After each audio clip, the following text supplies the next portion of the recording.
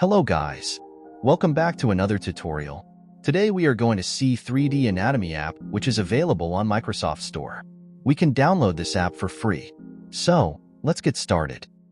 In order to download this application, we have to first open the Microsoft Store. Now we have to search for 3D Anatomy Atlas. Once we found the app, now just click on the Get button. Wait for some time while it is downloading. This application is good for students as well as teachers for educational purposes.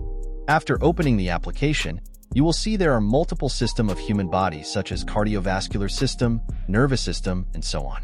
You can explore all the body parts or systems in this application. However, to fully unlock this application, we have to purchase this app for 699 rupees. If you are satisfied with trial version of this application, you can consider purchasing it. So, that's it for today. Thanks for watching.